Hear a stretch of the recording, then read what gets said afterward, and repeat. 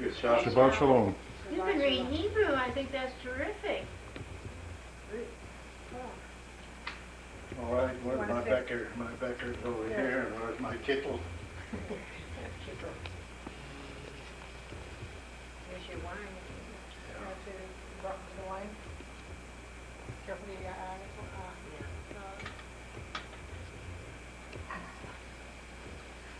Yom HaShishi v'Chol HaShemayim v'Oretz v'Chol Tzvot v'Chol Elohim b'Yom HaShvi Malachto HaShoso v'Shabbos b'Yom HaShvi Mikol Malachto HaShoso v'Vorach Elohim es Yom HaShvi v'Shoso Kivo Shabbos Mikol Malachto HaShem Elohim Lasos Baruch Atah Adonai Eloheinu melech haolam kol rei pri hagofen Baruch Atah Adonai Eloheinu melech haolam Shana b'mitzvot over Ratzon, Shabbos Gotcha Babo Ratzon Tratono, Zefer Lamas Bereshis, Kivu Yom Tefillah Amikro Kodesh, Zefer Mitzias Mitroy, Vana Bacharta Sana Kedashta V'Kol Ha'amim, Shabbos Gotcha Babo Ratzon, Zefer Lamado, Ruch Atah Adonai, Merkadish HaShabbos. Amen. Beautiful. Where do you want me to sit so? No, she sits over there where the pills are on that. Okay, tonight is Friday night. We just finished Shabbat dinner, and we thought we'd sit around and reminisce. And we're going to ask Nate some questions about our family history. Okay, Nate, tell us about your mother and dad when they first came over, how they came over, what happened. Well, Pa was in the Russian army, but he was a husky boy, and he was the only one that could take care of the camp commander that was a drunkard. So he used to put him to bed, and when it came time for his first sentence in the army, the captain of the camp wouldn't let him go because he knew that Dad could put him to bed.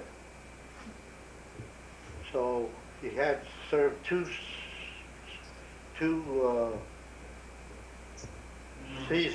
sessions of the Russian army, and when he got out, he went to Kapulya, which was close to the camp, and he met my mother, Sarah Chava Rothel. They became engaged, and they were married, and he became an apprentice to a shoemaker, where they made the shoes from scratch. Where was your father? Where was he born? Where's his hometown? His hometown, I never knew. Nobody knows. But what couldn't have been too far from Kapulya. Not too far from Kapulya. Kapulya Gravenia means the whole area. Right. So they were married, and my mother was pregnant right away, but there was no future for him there. And Uncle Moshe Markowitz had preceded going to the United States before my father went. Who was he? That was his father, his brother? No, his brother-in-law. That was your mother's brother. Yeah. Mm-hmm. Your mother's brother. Mm-hmm. They're brother and sister. Okay. And was Molly born there in Russia? Molly was born in Russia. When she came to the United States with mother and grandma, she was 3 years old already, because Dad had to accumulate enough money by working in order to bring them over. But he spent one year in New York painting. I don't know if you ever noticed Dad's finger here was split. Yes. Huh? I remember that. You remember that? That came from New York. He was painting windowsills, and the lady dropped a window on his finger, split his finger. He then found by Uncle Mesha writing to him, says, come to Omaha because they have a future for you in the shoe repair business. Now, Mesha came to Omaha. Why did he come to Omaha? He had Landsman in Omaha. That's what brought him here first. So he was the first one that came to, first one of the family that came here. He stopped in New York too, but he understood that some of his compatriots were here, and they told him to come here. It was opportunity. So your parents both came then with Molly to Omaha? Both of my grandparents, my Bobby and my mother. And Your mother No, and no, my, my mother. and father Molly came. and Molly. Molly Molly came. came. Haveruchel's mother came with Jenny later. Later. Oh, yeah. Yeah, Who's that's Haveruchel? That's his mother. His mother, my mother. Okay. Now, and he asked him why the reason he could make more shoemaker as being a shoemaker in Omaha is because of the railroads. They had a law on the railroad that if a sole wears out on a shoe, you couldn't put a half sole on because the danger of getting on the run when they hopping on a freight car would throw them off and they'd have an accident. So he said there was nobody in Omaha that could put on a full sole on a shoe because he'd done that in Russia. So he came, and I don't know where he got the money, but anyhow, he started up the shoe business. Where he lived with some landsmen on Shafton or Jacobs, they were landsmen. Uh-huh. Shafton Shafton and Jacobs?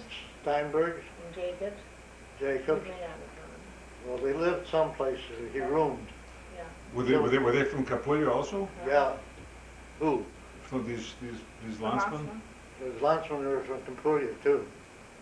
Okay. Now, when they came from New York to Chicago, and they had to change trains in Chicago. And Mrs. Who was a woman that traveled with her, what was her name? Mrs. We'll think about it later. Margolin? Huh? Margolin? No, not, yeah, Margolin. I Margolin. heard this story, that's why I remember it. Margolin. What year did they come here? Do you remember what year they came to the States? Your parents? What would be 1903, no, earlier than that, because she was 3 years old already. When, Yeah, she was Molly born. She was born in Russia. 1900. So it's 3 years old, it was three. 1903. Yeah, it would be. 1987. No, No. no. She was born 1903. in 1900. Had to Yeah. be. She was born, so she was 1903. 1903. Right. And he opened up shop and he called it the Panko shop. Yeah, I remember I that. remember. Was that on 16th Street? On 16th Street. And he was there all his life. All the time. First he was on the west side of the street, then he was on the east side of the street. Next to that tinner. Oh, Schwartz the tinner. And Shafton was right across the street from him. Yeah, So it wasn't. So it was about 1910 is when you were born. I was born in 1910, right. No, let's go back Yeah. now. Now your mother. Okay, keep going. I was born 1910, and I was born the first boy in the family in Omaha, because Molly was born in the old country. She came over three years old. Okay. Papa was in the store there, and there was a man called from the leather company by the name of Mr. That's right, don't This with Oh, I him. know. I'll be thinking Nathan, go ahead. What Nell did you say his name? I'm trying to think of, Leatherman. yeah. And he wanted to be with his wife, Philadelphia child, leather. but this fellow wanted him to sell, and he had a patented name on it, Philadelphia Leather Company, Yeah. Philco. Can't think of his name. And he was a leather supplier to all the shoemakers and everything, but he wanted Dad to go in business with him. But Dad said, no, I'm going to stay with my wife and child. Well, anyhow, his business grew and grew, Well, he was and living Philco, he had the Philco, then somebody stole his name, there. Philco Radio Company. Is that right?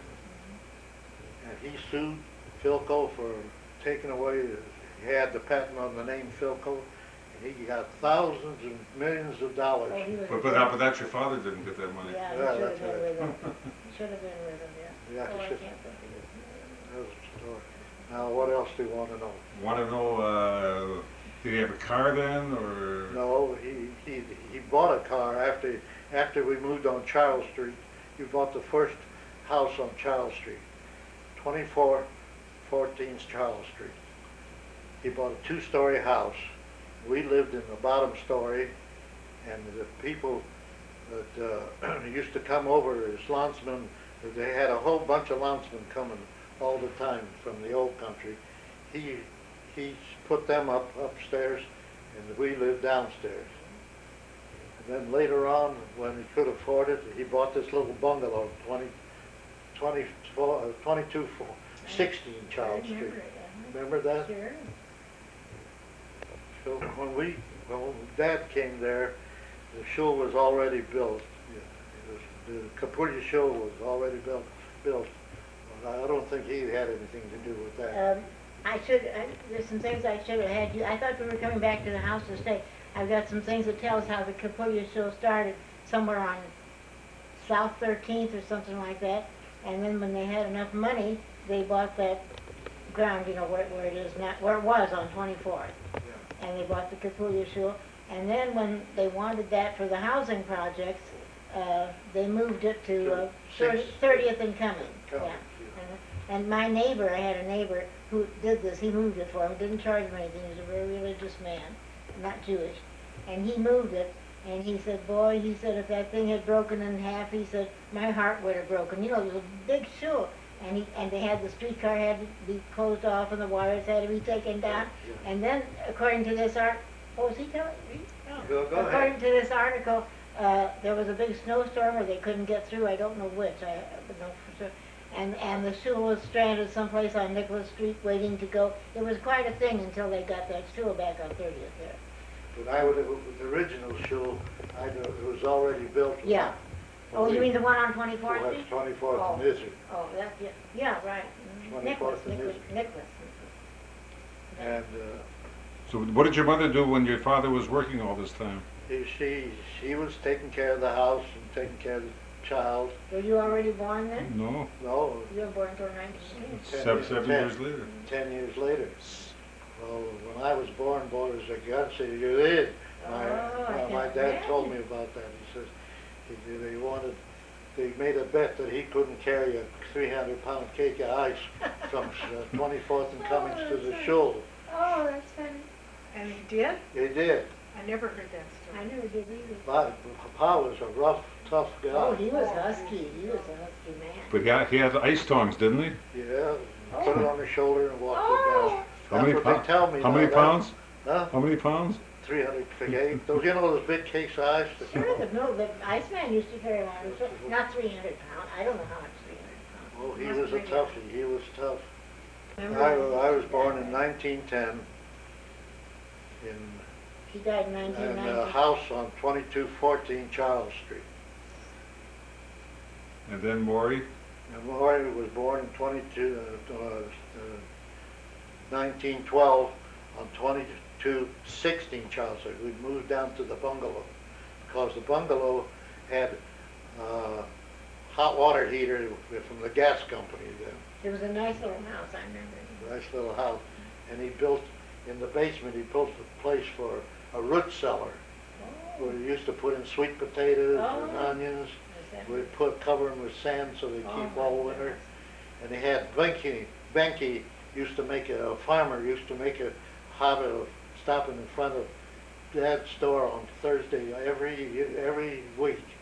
He'd bring in chickens, ducks, geese, eggs, sour cream. that you could cut with a knife. Right. I remember that.